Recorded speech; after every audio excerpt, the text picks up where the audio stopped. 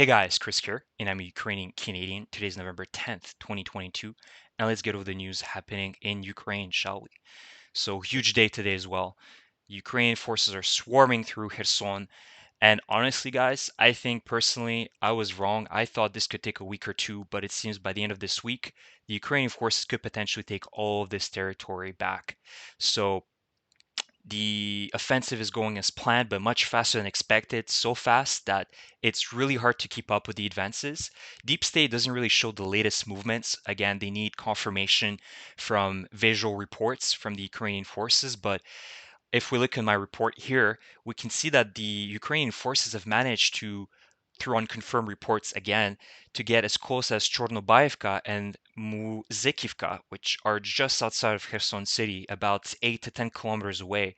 So the forces are getting really, really close to Kherson.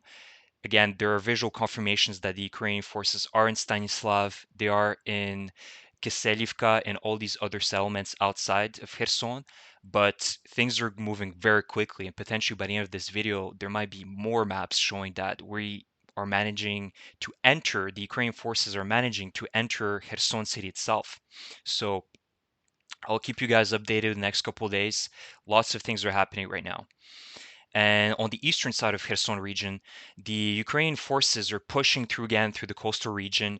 There are reports saying that the Ukrainian forces are taking Milove, and they're heading from Snihurivka all the way up to Kherson, perhaps dividing the Russian troops in half here. So this is going really fast, and perhaps the Ukrainian forces will be able to get as far as Novakakhovka within the end of this weekend. So really exciting news. It's been a plan ongoing for months, and my excitement is just hard to describe at this point. It's just like every minute you're opening the news and you can see that there's an auto settlement being liberated by the Ukrainian forces. And I have some videos as well to show you of this excitement, far more excitement within the local population that has been undergoing, a reign of terror by the Russians. So I'll share you guys some videos of that, of these interactions with the locals and the Ukrainian forces, which is really warming my heart personally to see that. So unfortunately, despite all this positivity and great news happening, I also want to point out the horrors that we're going to be witnessing in the next few weeks as the Ukrainian forces liberate more and more territory within Kherson. And this is Mikhail Podolyak, the advisor of President Zelensky, who just says that we also need to consider that the Russian forces, despite them leaving with haste, are planning to really ruin Kherson city by mining everything they can. You can see that here is a picture that was taken by a Ukrainian soldier today in a city settlement right outside of Kherson, and this is just the amount of mines that they've cleared up from one road alone within that city, a small little village. So you can only imagine what they've potentially been doing the last couple of days in the city itself, mining everything from apartments to sewers. And he's right. This is what Russian world looks like. They came, they robbed, they celebrated, they killed witnesses and partisans, left ruins, and then they just left. So we're going to have to be very prepared to see a lot of war crimes, from the tortures to the rapes to the looting that they've been doing all around this region, which is obviously going to break everybody's heart that believes in Ukraine, because these are people that didn't deserve this fate. But unfortunately, this is the reality of the war. And this is just a general visualization of the range now that we have, the Ukrainian forces have, with the new Neptune missiles. So the Neptune missile is a missile used against vessels and ships. So you can see that as the Ukrainians liberate the upper part of Kherson, this is the potential range that it has, and it manages to really be able to hit the naval bases of the Russian Black Sea Fleet, and perhaps as well the air bases within Crimea. So the Russians will not be sleeping well, and this is going to be very bad for them next couple weeks. It's not going to be a very easy thing for them to swallow, to know that we have that range now with the Neptune missiles. The Ukrainian forces don't have many of them. Again, we can probably count them by dozens, but It's where the Ukrainian forces are using them with really smart, in a smart way, in the sense that they're not going to be just wasted on useless targets. If the forces are going to be using them, it's against real expensive targets such as ships and naval bases and air bases with all these expensive jet fighters that they have. So it'll be interesting to see what happens with these missiles in the next few weeks as the Ukrainian forces liberate more and more territory within Kherson. And remember, guys, this is only step number one. So, of course, we can all be happy, but there's much territory to liberate. If we look at the map again, this is only step number one here. Step number two is liberating the entirety of the Kherson region here. And then I think moving up towards Zaporizhia, Crimea should be left last, in my opinion. We need to liberate everything that was taken back by the Russians since the start of this war. And then the Ukrainian armed forces can start thinking about Crimea. Of course, if there are opportunities to start pushing through Crimea, I think the Ukrainian generals will use that to their advantage. But in my humble opinion, I think that taking back Zaporizhia and the current Ukrainian territories that we're taking this year should be priority. And obviously going to Mariupol to liberate the people that are still in the occupied Mariupol city. So just one thing to consider here.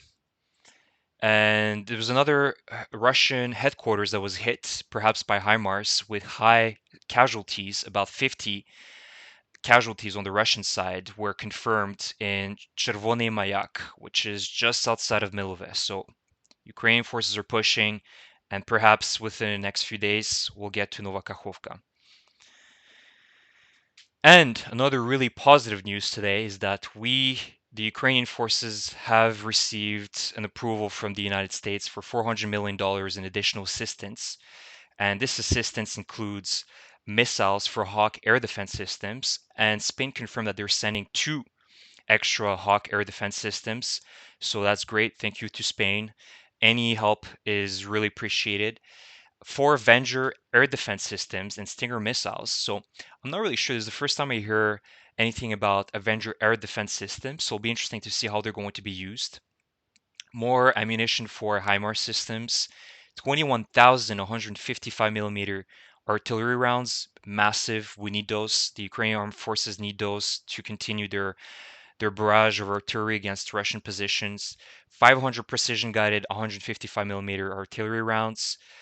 10,120 millimeter mortar rounds, and most importantly, 100 high mobile multi-purpose wheeled vehicles, so Humvees, and as well the cold protective gear, so a lot of equipment to help the Ukrainian soldiers bear through this harsh winter, which is going to be upcoming. So another huge thank you to the United States for helping the Ukrainian forces. Without their help, Ukraine would not be in the position they are in right now. And we really have to give a lot of credit to the United States for really supporting Ukraine's democracy and freedom. And I also wanted to quickly go through the map here because there have been some confirmed reports that the Russians have managed to push through Pavlivka. And this was reported by me a few days ago. There was a massive failed attack by the Russians where they lost about 300 of their most elite soldiers in Pavlivka. Well, there wasn't really much strategy here, which really begs the question, were they really that elite? Because there were some videos shown that the soldiers of this elite division just pushed through the town head first without any infantry. So it begs the question, are they really elite? But anyhow, apparently there are reports that they've managed to take some parts of the city itself. You can see here where the gray area is. Again, the amount of losses that they've taken just to take this area is astounding. If we only consider at the beginning of this week, they've lost about 300 soldiers. You can only imagine next week how many they've lost just to take a part of this settlement. It's not even a town, it's just a village. So they are trying to push through Vuhledar and surround the Ukrainian forces from the back of Donetsk city.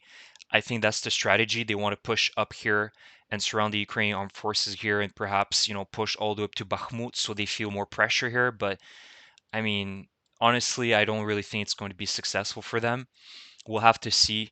but they're really trying to push to Donetsk and this side and Bakhmut as well. It's still holding.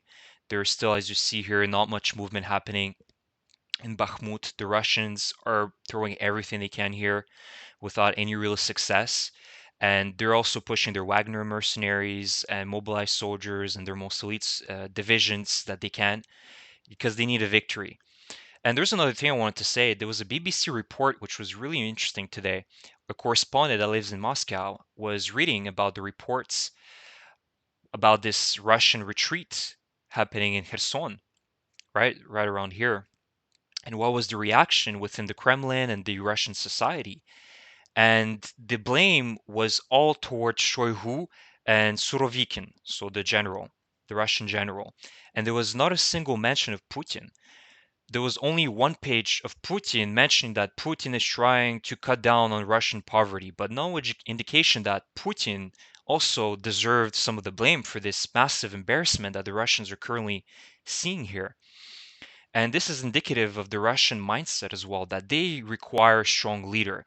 They cannot admit, as soon as they start admitting that their leader is weak, a revolution will start happening. They need to depose of that leader because they put all their trust, all the power is given to this leader to make the right decisions. And once this leader starts making the wrong decision, it begs the question within Russian society, is he really useful to us now?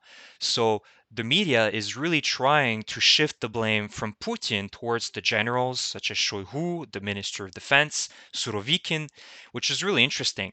And why I'm getting to that is because this is why the Russians are really trying to push for success, because any success by the Russian army is Putin's going to take, the credit for success, but he's not going to take the credit for losses. And this is the interesting part about it, because any credit taken for embarrassments, losses, bad situations happening in Russia is an indication of a failure within the government and the power by the Tsar, which is now Putin.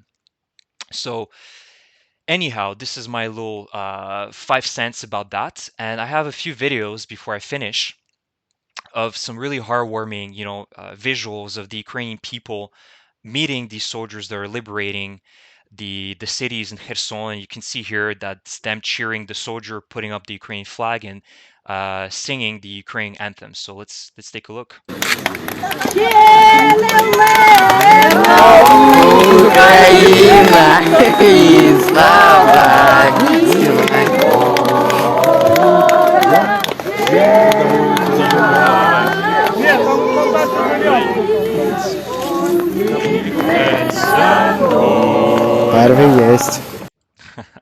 So the morale is good, and I can only imagine the happiness these people have to see their towns being liberated. And under months of Russian occupation, it really warms my heart to see these people finally seeing the light of the day.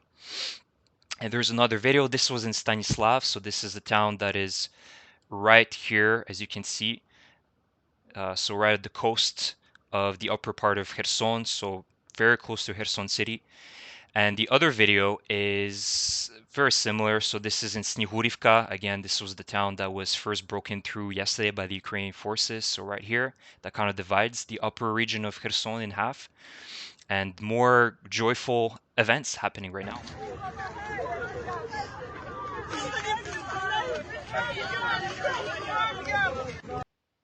Yeah. So, I mean, the locals are very happy to see the forces, the Ukrainian armed forces, and it's indicative that this is not, a civil war as Russia tries to spin it, that they were going to be miserable under Ukrainian occupation. It was the other way around, is that the Russian occupation is what made everybody miserable in these areas of Ukraine. So that's it, guys. Thank you so much for watching my videos. I really appreciate your support. Please subscribe to my channel if you haven't subscribed yet. Like the video if you like the video, and leave me comments about what you think is going to be step number 2 within for the Ukrainian forces. Where should they be hitting? Through Kherson, through Zaporizhia? It would be very interesting to see your comments. And thank you for your support. I really am grateful. And please donate towards the Ukrainian armed forces, to any humanitarian causes that are helping Ukrainians right now, because they're the ones who are struggling. And thank you again for all of your help and support. Take care.